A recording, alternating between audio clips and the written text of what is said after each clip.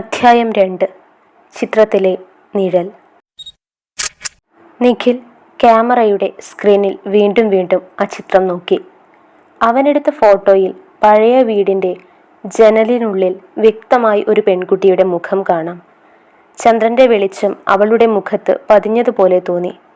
എന്നാൽ നിഖിലിൻ്റെ മനസ്സിൽ ഒരു സംശയം. ഇതെങ്ങനെ സാധിക്കും? ഫോട്ടോ എടുക്കുമ്പോൾ ആ ജനാലയിൽ ആരും ഉണ്ടായിരുന്നില്ലെന്ന് അവൻ ഉറപ്പായിരുന്നു. എന്നാൽ ഇപ്പോൾ ചിത്രത്തിൽ ഒരു പെൺകുട്ടിയെ വ്യക്തമായി നിൽക്കുകയാണ്. അവളുടെ കണ്ണുകൾ നീല നിറത്തിൽ തിളങ്ങുകയായിരുന്നു. അത്രയും തിളക്കമുള്ള കണ്ണുകൾ നിഖിൽ ഇതുവരെ കണ്ടിട്ടില്ല. കുറച്ചു നിമിഷം അവൻ ആ വീട്ടിനെ നോക്കി നിന്നു. കാറ്റ് ശക്തമായി വീശി. പഴയ മരങ്ങൾ തമ്മിൽ തട്ടുമ്പോൾ ഭയപ്പെടുത്തുന്ന ശബ്ദമുണ്ടായി. ഇതെന്തെങ്കിലും ലൈറ്റിൻ്റെ കളിയായിരിക്കാം, അവൻ സ്വയം പറഞ്ഞു. സത്യാവസ്ഥ മനസ്സിലാക്കാൻ നിഖിൽ വീടിൻ്റെ അടുത്തേക്ക് നടന്നു.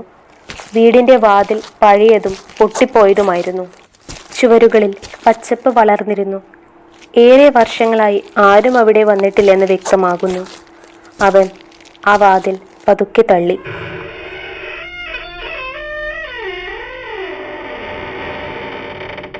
വാതിൽ തുറക്കുമ്പോൾ ആ ഭീകരമായ ശബ്ദമുണ്ടായി. അകത്ത് മുഴുവൻ ഇരുട്ട്. നിഖിൽ തൻ്റെ മൊബൈലിൽ ലൈറ്റ് ഓണാക്കി. പഴയ കസേരകൾ, പൊട്ടിയ മേശ, പൊടി പിടിച്ച ചിത്രങ്ങൾ എല്ലാം നിശബ്ദമായി നിൽക്കുകയായിരുന്നു. അവൻ പതുക്കെ മുന്നോട്ട് നടന്നു. അപ്പോൾ അവൻ്റെ കാലിന് കീഴിൽ എന്തോ പൊട്ടുന്ന ശബ്ദം. അവൻ താഴേക്ക് നോക്കി. പഴയ ഗ്ലാസ് കഷ്ണങ്ങൾ. ഇവിടെ ആരെങ്കിലും മുമ്പ് വന്നിട്ടുണ്ടാകുമോ?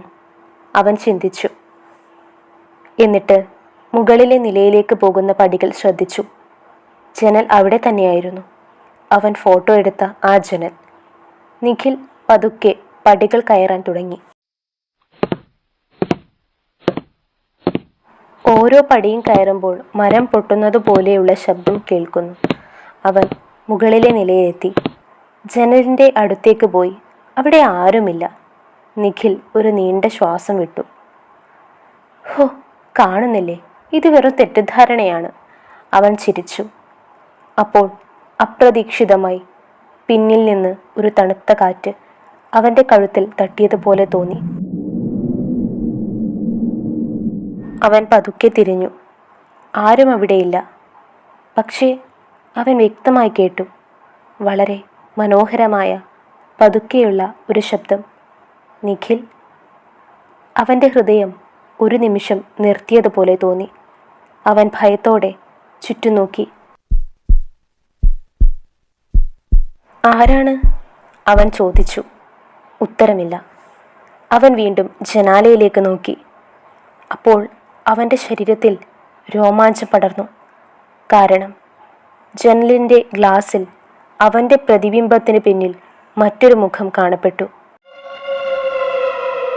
അതേ പെൺകുട്ടി, നീല കണ്ണുകൾ. അവൾ അവൻ്റെ പിന്നിൽ തന്നെ നിൽക്കുകയായിരുന്നു. പക്ഷേ നിഖിൽ തിരിഞ്ഞു നോക്കിയപ്പോൾ വീണ്ടും അവിടെ ആരുമില്ലായിരുന്നു.